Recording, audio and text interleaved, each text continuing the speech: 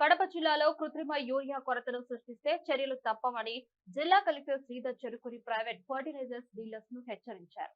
Kadapa collectorate లోని board హాల్లో వ్యవసాయ అధికారులు, విజిలెన్స్ ఎన్ఫోర్స్మెంట్ అధికారులు, ప్రైవేట్ ఫర్టిలైజర్స్ డీలర్స్ తో జాయింట్ కలెక్టర్ అదితి సింగ్, జిల్లా కలెక్టర్ శ్రీధర్ చెరుకురి సమావేశం నిర్వహించారు.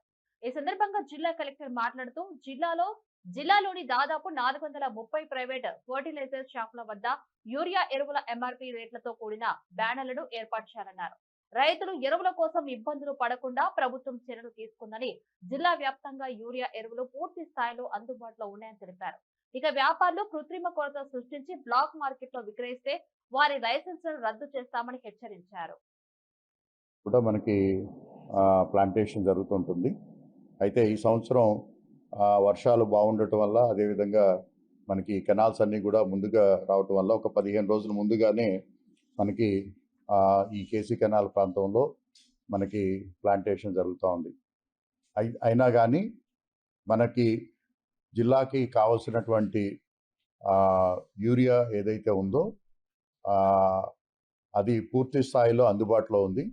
రైతులు ఎక్కడ కూడా ఆందోళన పడాల్సినటువంటి అవసరం లేదు. ప్రతి గ్రామంలోనూ కూడా ఆర్ఎస్కేల్లో అందుబాటులోకి ఉంది. అదేవిధంగా ప్రైవేట్ సెక్టార్లో ఫెర్టిలైజర్ షాపుల్లో కూడా ఇది సఫిషియెంట్ క్వాంటిటీస్ అందుబాటులో ఉన్నాయి. అయితే కొన్ని గ్రామాల్లో ఎక్కడైతే ముందుగా ఇవి వరి నాటుకోవటం జరుగుతూ ఉందో అక్కడ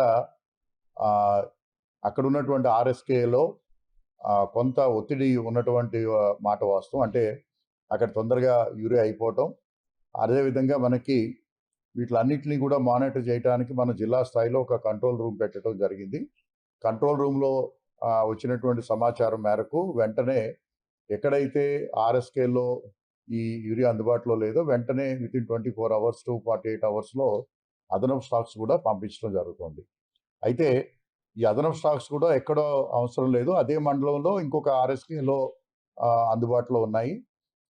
అంటే ఓవరాల్గా చూసినట్టయితే ఈ రోజు నాటికి సుమారుగా 3700 టన్నుల యూరియా మన జిల్లా వ్యాప్తంగా అందుబాటులో ఉంది. సో ఇది మన రిక్వైర్మెంట్కి సరిపోయినటువంటి విధంగా మనకి అందుబాటులో ఉంది.